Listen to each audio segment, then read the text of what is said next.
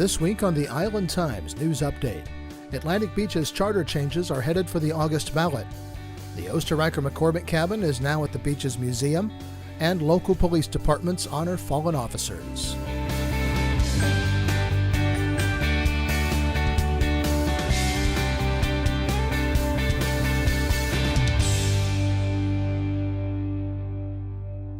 Welcome to the Island Times News Update. I'm Tom Patton. Changes to the Atlantic Beach City Charter are headed for the August ballot following votes Monday night by the Atlantic Beach City Commission. Voters in Atlantic Beach will see two questions on the ballot in August asking if they want to make changes to the city charter. One of those questions will take into account multiple changes to the charter, and among them is a process for hiring the city manager, which was the focus of some discussion by members of the City Commission Monday night. Commissioner Jimmy Hill said that in the recently completed hiring process, the qualifications that were asked for had many candidates responding that he felt the city would not have been able to retain if they'd been hired. We were asking for Fortune 500 CEOs basically when we're a two-store company, size and scope wise. Our qualifications were much higher than we could retain with the salary limits that were put in that area. It was clear to me immediately when we sat down the review process. Obviously, it was clear to the review committee that looked at it too that we needed to open those the qualifications a little bit because the scale of the nature of this business has changed too. You have a large organization. It's a really simple process. You can have a person managing 200 or 300 people and millions of dollars in a position that didn't meet our qualifications, and that could very easily be the best qualified person. I think that's all we did there. I was really glad to see it done because the way it was worded, we were not getting candidates that were legitimate fits for this community. We were getting candidates that would have stayed for a month. They may have been on the career path to go higher, and they would have put it on the resume and left. So I'm excited about the change, and I look forward to seeing the citizens review it, see why we did it, and make a smart decision on it. But more controversial is a proposed change to how seats 2 through 5 are elected. Currently, all seats run citywide, but the Charter Review Committee proposed that each commissioner be elected only by the voters in his or her district. The primary concern is that a small number of voters in a district, in one case as few as 35 people have voted in at least one district, could elect someone who has an equal vote on issues that affect the entire city. The proposal drew strong opposition from 2 members of the commission. It's a horrible idea, but it's a citizen's right. I think, based on what I was told this week, they want to vote on it. They want to vote on it a lot.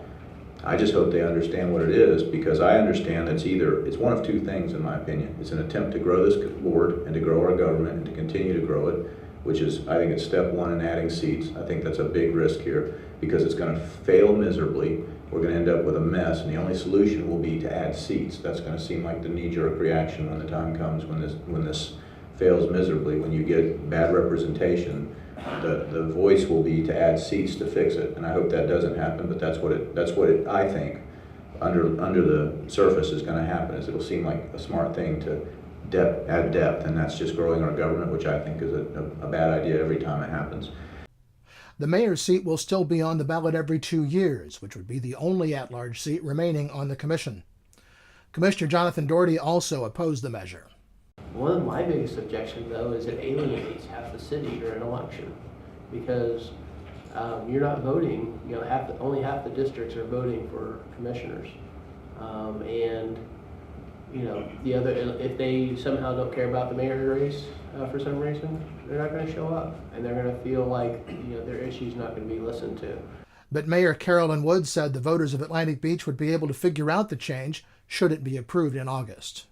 I have a lot of faith in our electorate to understand the situation and make up their mind, and I think the people that come out to vote do take the time to understand the issues and take the time to meet the candidates. And as far as adding seats, that does keep coming up, and if you add seats, you will go right back to where we were in the beginning. You will still have a majority that could be all from one particular section of town, and you'd be right back where you were to whatever issue it was, the flyover or whatever, that prompted district representation in the beginning. The Commission voted unanimously to place the first group of changes on the ballot. Commissioner Doherty voted against placing the election changes on the ballot. The next election in Atlantic Beach will be held in August. Businesses in the city of Atlantic Beach are facing a deadline of June 1st to comply with the city's sign ordinance, which passed in 2002. But the city may provide relief similar to that granted to businesses in Neptune Beach by its council earlier this year. City Zoning Director Jeremy Hubsch told the Commission that they had 4 options for resolving the sign issue. Option 1 is keep the existing code, which requires compliance by all non-conforming signs by June 1st of 2015. Option 2 is to exist the amortization to November 2018 just for the Mayport Road portion. Remember, City of Jacksonville has a amortization that occurs there in 2018. So we could sync that up on Mayport and make the Atlantic Beach or Atlantic Boulevard signs come into compliance now. Option 3 would be to extend both Atlantic and Mayport to 2018 to sync up with Jacksonville. And option 4 would be to do what Neptune Beach did and remove the sign amortization sunset provision and allow them to come in compliance when they meet the removal criteria. The Commission generally favored taking a similar approach as Neptune Beach, but Commissioner Jimmy Hill questioned why businesses were being forced to replace signs, some of which could be considered iconic and adding to the flavor of Atlantic Beach, with generic monument signs or low pole signs. Mayor Carolyn Woods said that it might be possible to create a heritage sign provision in the city's code so that some of those signs might be preserved. Woods also said there should be a waiver process for businesses that would find it impossible to build a monument sign due to limited space or sight lines. The Atlantic Beach Commission will have amendments to the sign ordinance on its agenda for its meeting May 26th. The meeting will be moved to Tuesday due to the Memorial Day holiday.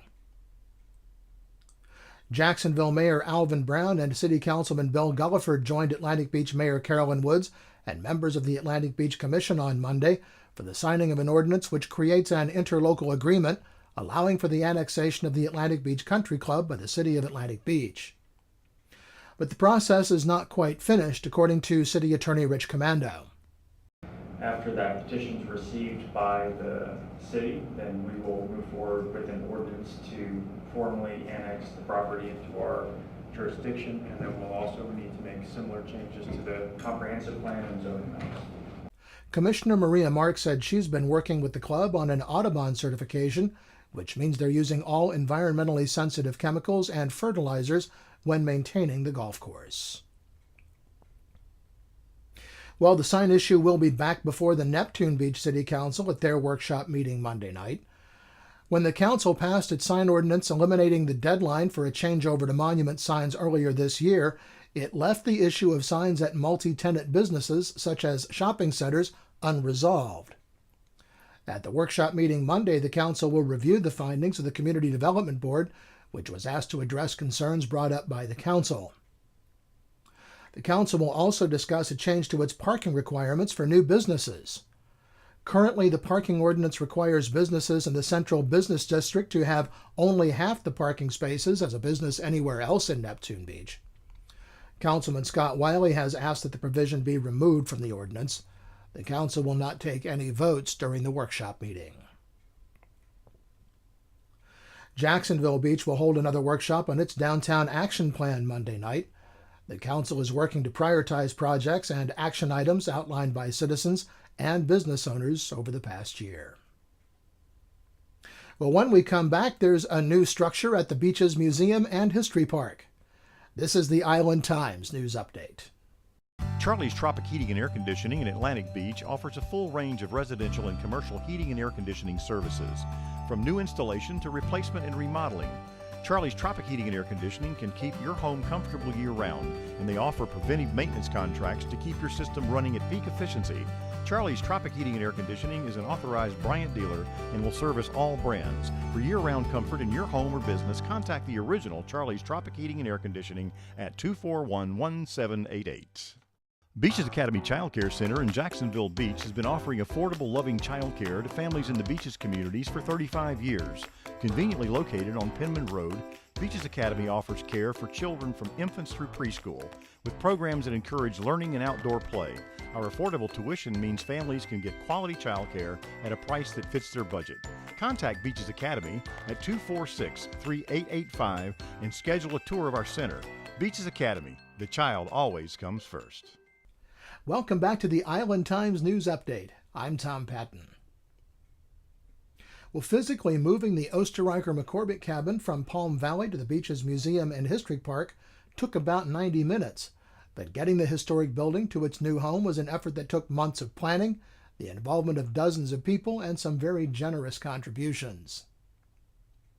The cabin is a pioneer frame vernacular structure that was originally built as a two-room house in Palm Valley in 1873 by Thomas E. Oesterreicher with the help of his friend Mike Booth, according to information provided by the Beaches Historical Society. Oesterreicher was 17 when he began to build the cabin out of cypress logs that he had hewn himself on the property. In preparation for the move, the original two rooms of the cabin were loaded onto a flatbed truck, and Tuesday morning it was transported from Palm Valley through Nocatee and up A1A to Beach Boulevard. The house has been being prepped for a few months now to be shored up and ready to move, and we ended a lot faster than we thought we would. We flew down Nocatee Parkway at 26 miles an hour, which is faster than anybody thought. And really, this isn't the ending. This is kind of the midpoint, because now we will be taking the house and preparing it to become part of our historical exhibits. It's got to be made ready to be occupied as far as central heating and air, indoor plumbing, all that fun stuff. But we will also be putting in some of the exhibit, especially from the Palm Valley exhibit that we just took down. The idea of that was to bring some of that in and make this a great exhibit to show what it was like to be a pioneer in Florida. Michael Oesterreicher has many memories of visiting the house in Palm Valley as a child and is the author of Pioneer Family, Life on Florida's 20th Century Frontier. I'm so blessed. I am so blessed. I mean, it's the desire of my heart was to save this house.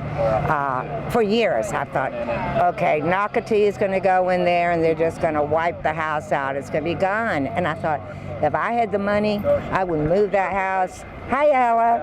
Hey, Ella. And if I had the money, I would, move it and save it, or go out there and live in it and chain myself to it, So, but anyway, no, I'm so thankful that the Beaches Historical Society was inspired to start this huge drive to raise the money, and and the Davises were very, very helpful in their gifting to the removal of the house.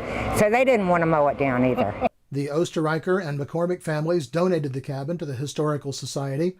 Hoffman says she's not yet established a date when the cabin will be declared ready for occupancy, but if that process goes anything like Tuesday's move, it may be sooner than anyone expects. Well, representatives of all three Beaches police departments gathered at the Jacksonville Beach Police Station Wednesday night for a memorial service to honor officers from the state of Florida who lost their lives in the line of duty in 2014.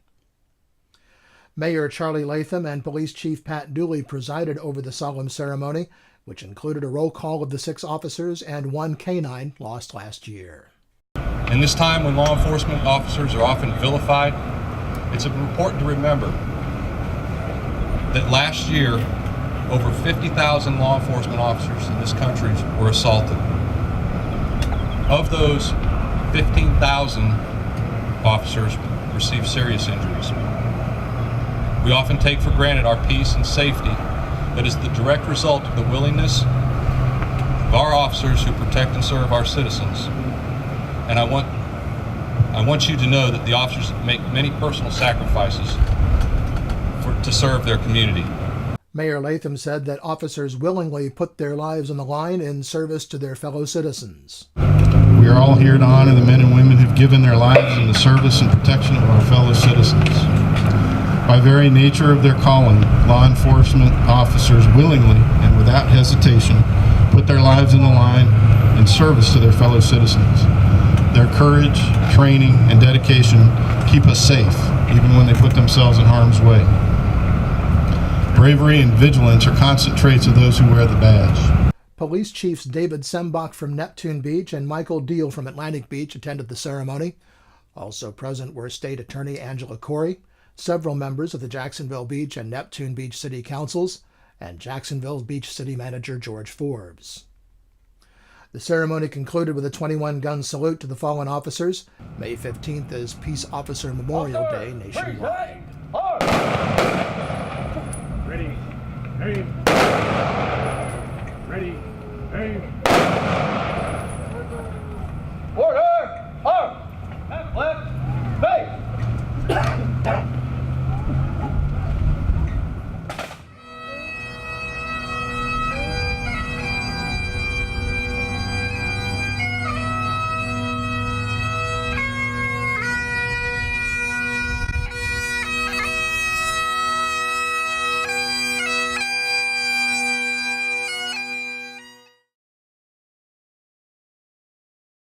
If you're headed to the Beaches Town Center this weekend, you'll find a crowd and a lot of great music.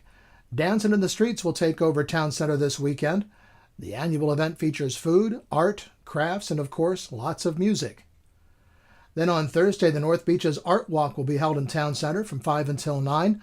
Local and regional artists and musicians will be displaying art and crafts all around Town Center, and many local businesses stay open late for the monthly event. The local independent bookstore, The Bookmark, will welcome 2 New York Times best-selling authors this week. On Tuesday, May 19th, Jacksonville author Charles Martin will be at the beach to discuss his latest work, Water from My Heart. Martin is the author of 10 previous novels, including A Life Intercepted. His work is available in 17 languages. Then author Karen White will be at the Bookmark on Thursday, May 21st, to talk about and sign copies of her new book, The Sound of Glass. Both programs begin at 7 p.m. at the Bookmark in Neptune Beach. Whether you want to show off your classic car or you want to admire your neighbor's car, bring your family out and enjoy the Jacks Beach Classic Car Cruise, Tuesday, May 19th at the Seawalk Pavilion and in Latham Plaza. At 8:30 p.m., vehicles in the plaza and anyone else with a classic car will file out to cruise First Street.